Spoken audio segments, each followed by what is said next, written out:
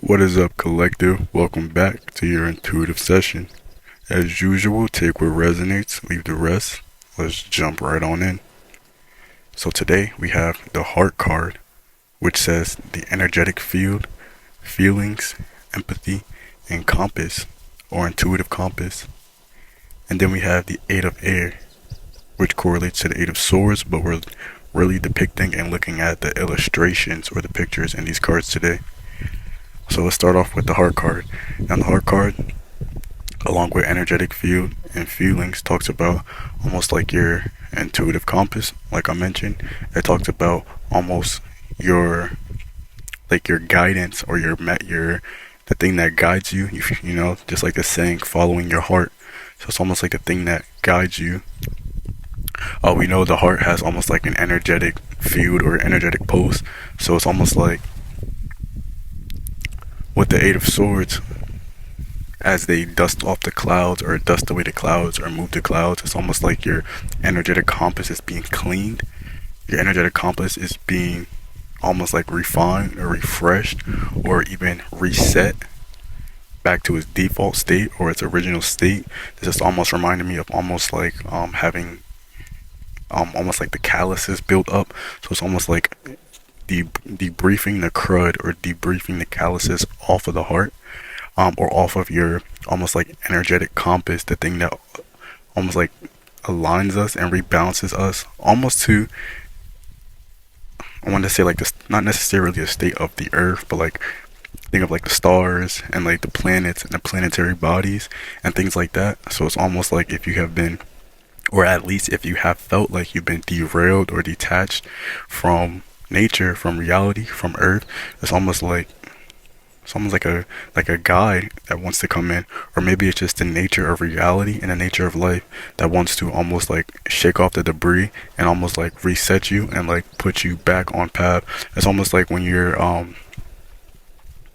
so I'm like seeing like a kid in like a grocery store walking with their parents, and your parents tell them like, follow me, stay straight, go straight, don't go into the aisles and don't pick up anything off the shelves. We're going straight down this aisle. We're moving straight.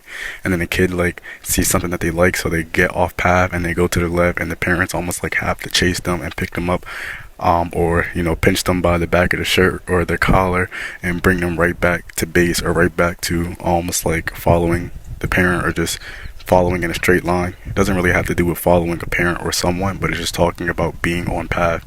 So it's almost like rearing, which I feel or I believe we can never really get off of our path or swerve off of our path, but it's almost like going a little bit too far to the left. Wow.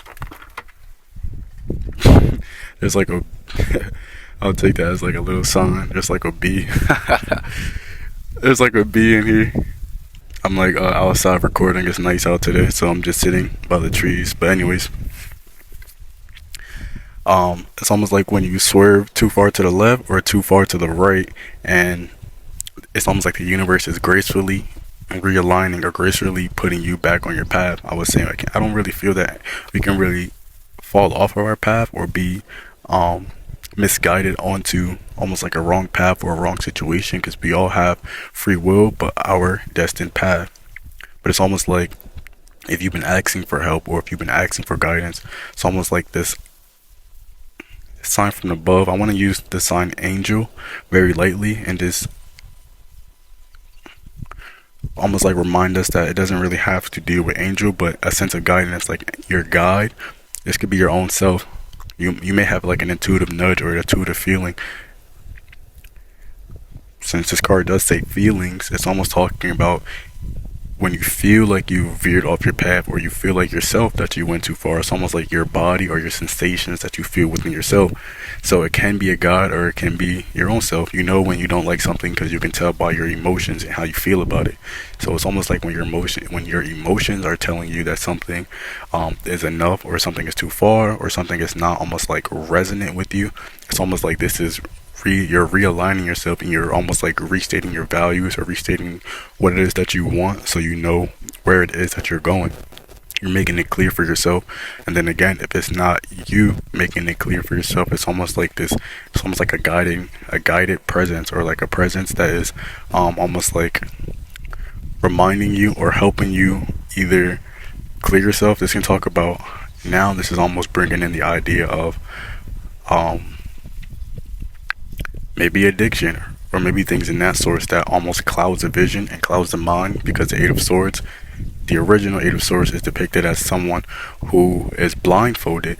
So this is almost like removing the blindfold, and it is with these feathers and the Eight of Air. It's almost being sprinkled over the heart or being sprinkled over our um, feelings card, our heart card, to in a sense have you be able to more easily and totally feel um, your direction or your path so you can then assist yourself. It's almost like this helping hand is only coming in for the meantime, or maybe this helping hand comes in at different points or different aspects in your life, or maybe just when you're asking for it.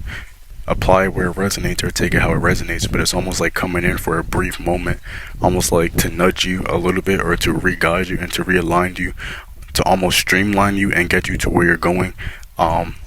If not immediately, it's even faster. So the Heart card and the Eight of Swords, or the Eight of Air.